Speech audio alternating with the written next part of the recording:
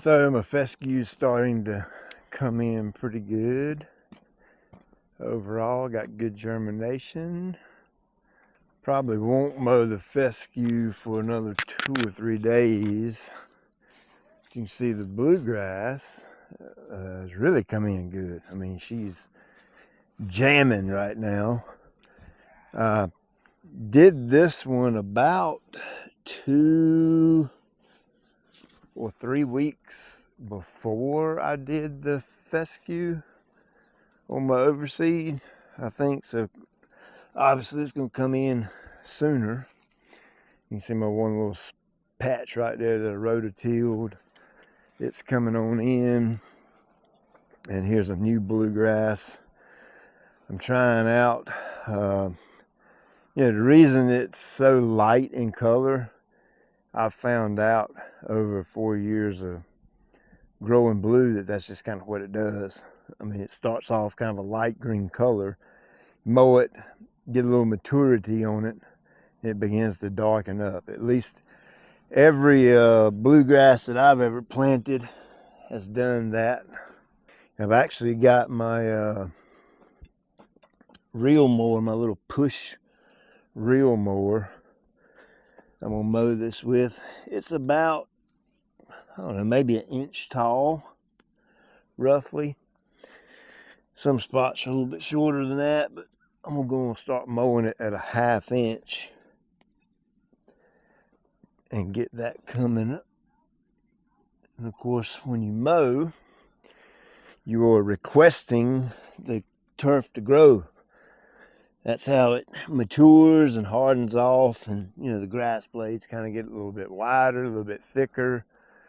It begins to spread a little bit, and there's a mowing along with a little bit of nitrogen. Nitrogen is your first number on the bag of fertilizer. That is absolutely the star of the show when it comes to turf grass.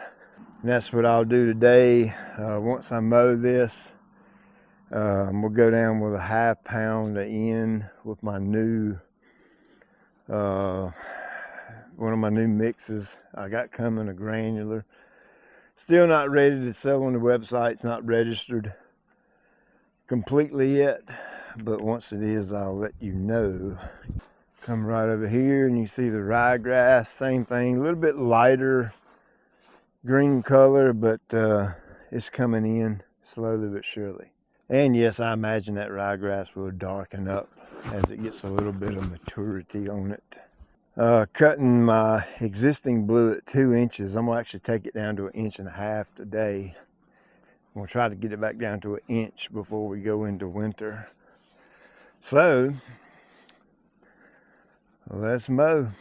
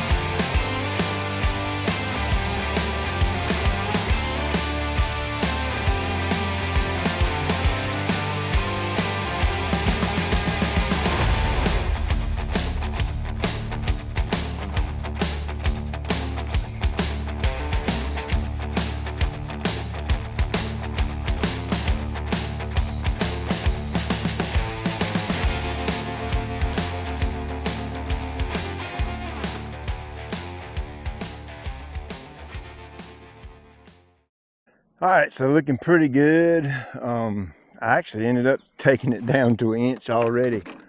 I set the height of cut wrong on my right.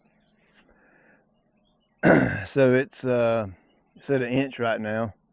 Looks pretty good for the most part. Handful of little spots here and there. I got seed coming up in those spots. It just hadn't flushed out and filled out yet. I'm gonna go down with my fertilizer right now, and then I'll water this in real good and I'm gonna probably spoon feed it with this new granular I got, just to kind of see how it responds to that. Well, I already know how it's going to respond, but I just need to verify it and see it with my own eyes, so that when I tell you something, it's integrity based and not just, you know, blowing smoke. Of course, I already know what it's going to do, but I go through the motions so that the integrity is built into it, if that makes sense. I'm gonna probably do like a ½ pound of nitrogen per 1,000, and I'm gonna probably do that every 10 days, maybe. So that alone is gonna help this little baby grass and little, you know, tender stuff. It's gonna help it to grow so it can get up high enough where the mower blades can reach it and cut it. And then as you cut it, it begins to grow. And mowing's nothing but pruning. It's just like when you prune your bushes. You know, you prune it, and then, you know, a month later, all the stuff's in grew back. Well, you prune to encourage growth. That's just one of the basics in agronomy, is you cut something to make it grow. And when you cut the grass, you're just pruning the turf to encourage growth. And in this case, the bluegrass likes to spread, you know, and fill in.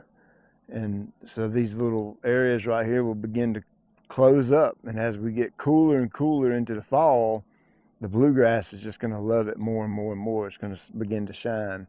The new turf, the new baby grass, is it okay to fertilize that? Well, yeah, it is. I mean, I'm going to go right over it with the fertilizer, and I'm not worried about burning anything. I'm not worrying about killing it. None of that's going to happen. And as long as you apply the fert correctly, you know, the plant's going to take it in and begin to grow, and it's going to love it. I know, you know, we said we're going away with the protein. I got my own granulars coming. Trying my best to get all this registered before fall or the winter, so cool season grasses can go down with like a winterizer. If it don't happen, it'll for sure be ready to go 2025. Of course, then Bermuda guys can take advantage of it as well. But for right now, what I got on the website is my GCI 2000, Green Punch, which is 1801, Green Charge, which is 2600 or 2601, and then it's a new one. Gosh, I can't remember the name of it. It's the 28% nitrogen liquid from Greene County. Any of those would be ideal to put on your cool season turf. Once you've aerated and seeded, got the grass up, mowed it once or twice. This is my second time cutting this. And then you can start growing it in and encouraging it to grow. And the number one best thing you can do to make either fescue or bluegrass thicken and fill in and look healthier and feel better and all that kind of thing is mow. And you got to have moisture, which is water, and you have to have food, which is, in this case, is nitrogen. And then you can mow. And the more you mow it, the happier the turf is going to be. Obviously, pay attention to things like if the ground's too wet, don't mow it right after rain. Try not to mow with the grass blades being physically wet to the touch, like morning dew and stuff like that. Try not to mow during those times. Just wet grass makes a mess when you try to mow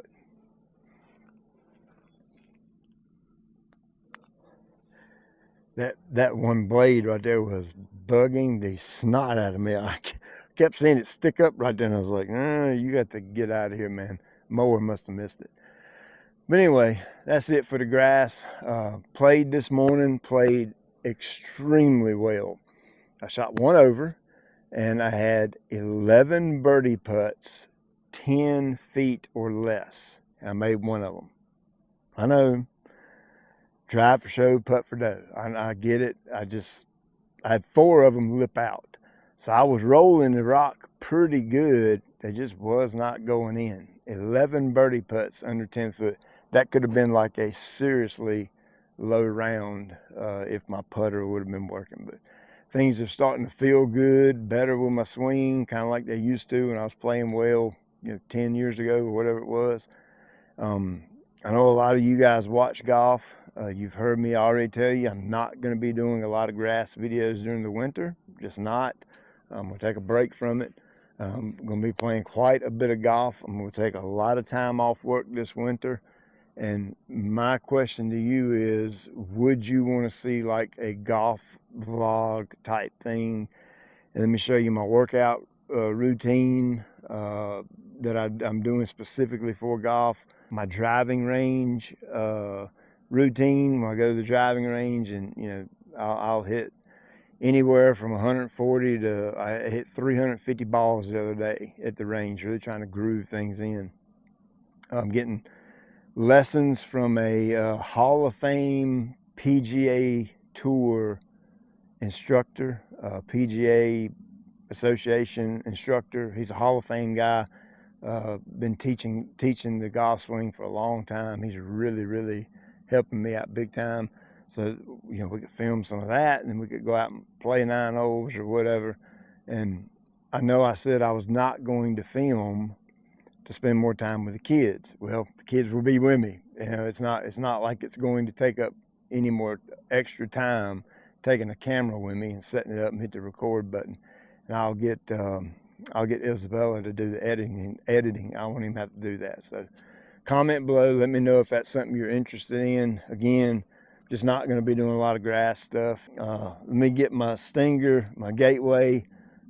This is a mini Priel. I did blend it as a mini Priel so that it can be used on shortcut turf or tall cut turf, and it'd be a lot easier to spoon feed with it with the smaller Priel, because you can get it just, in my opinion, it spreads a lot easier when you're using a small amount of it.